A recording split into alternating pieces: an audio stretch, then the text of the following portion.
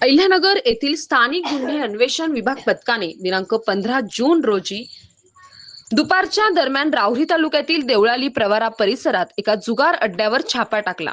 या कारवाईत पथकाने लाखो रुपयांचा मुद्देमाल जप्त करून 8 जुगारांना ताब्यात घेऊन कारवाई केली। दिनांक 15 जून 2026 रोजी दुपारी 4 वाजे दरम्यान अहिल्यानगर येथील स्थानिक गुन्हे अन्वेषण विभाग पथकातील पोलीस उपनिरीक्षक Sandeep Murkute, police constable Richard Gaikwad, Rameez Raja Attar, Vishal Tanpure तसेच चालक अरुण मोरे आदी पोलिसांचे पथक राहुरी पोलीस ठाणे हद्दीत पेट्रोलिंग करीत होते।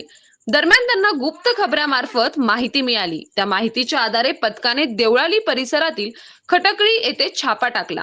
तेव्हा सचिन घोरपडे यांचे बांधकाम चालू असलेल्या घराच्या खोलीमध्ये काही इसम जुगार खेळताना दिसून आले।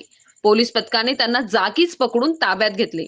त्यावेळी पथकाने जुगार खेळण्याचे साहित्य व रोख रकमेसह एकूण 3,27,760 रुपयांचा मुद्देमाल जप्त केला।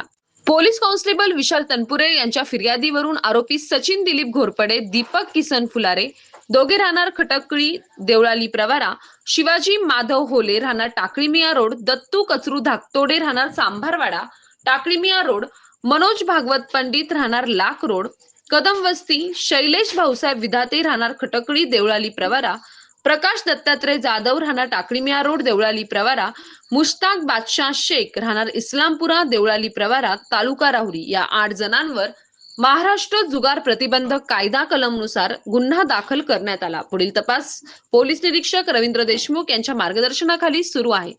सतीश फुलसौंदर सह राजेंद्र म्हसे, MS न्यूज 15 राहुरी। अशाच नवनवीन बातम्या पाहण्यासाठी चॅनलला सबस्क्राईब करा।